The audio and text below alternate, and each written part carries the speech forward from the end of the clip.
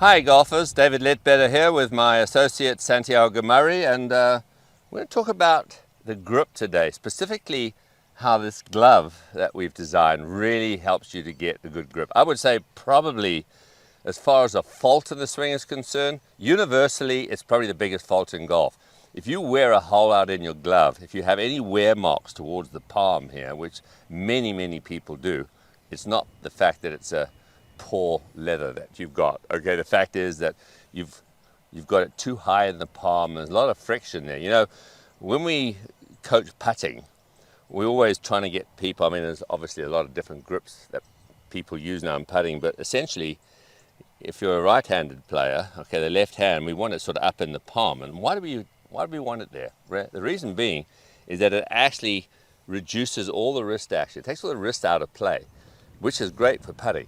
But you know, when you get into the full swing, you know, you've got to get that club setting. You've got to allow the wrist to actually work in the swing, so you can create some lag coming into the ball. If you've got it in the palm, the problem is, first of all, you have too much tension there, generally speaking.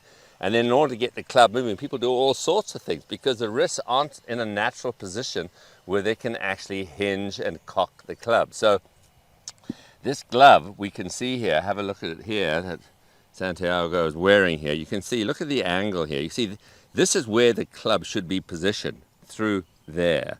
Okay, now what we see in many cases, people have it high up in the palm here. So it's in this position that we want. So it really demarcates where you need the club position, and you'll feel it. You can see, you can feel the. Now I can hinge. Yeah. Yeah, you feel the hingeability, as I like to call it. Right now, if you put it in the palm like this, right, literally the only thing you can do is virtually lift your arm up in order to get the thing moving.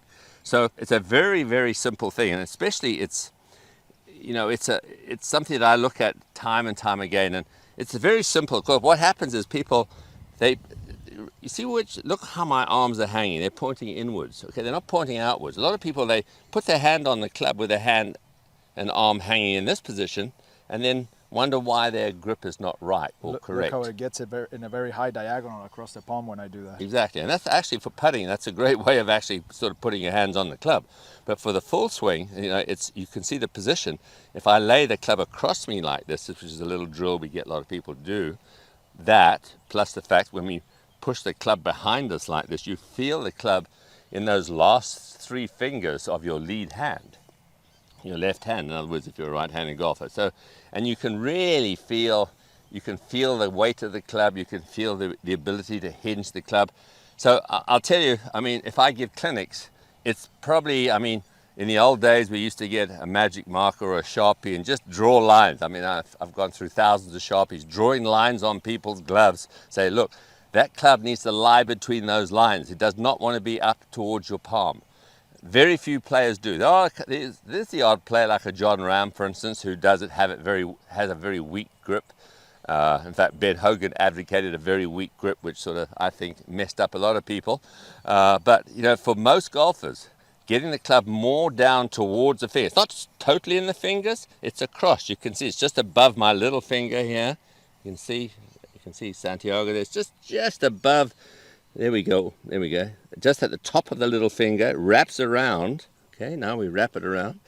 And the great thing about it is that with this glove, not only does it position the club correctly, but it shows you a couple of knuckles here, which is what you should see, 2 to 3 knuckles. It also gets the thumb and the forefinger linked together, which is important. And if you can get that position right every time, and here's a tip for you, even with this glove, put your hands, get the club up in front of you and put your hands on the club. That's a really good tip. You see a lot of players do that. Okay, get it right up in front. Don't try to fiddle around when the club's on the ground, because it's like now you're having to manipulate your hand and your arm in order to do it. So you just hold it up there, sort of like at 45 degrees. Place the club in the palm, sort of away from the palm, down towards the fingers.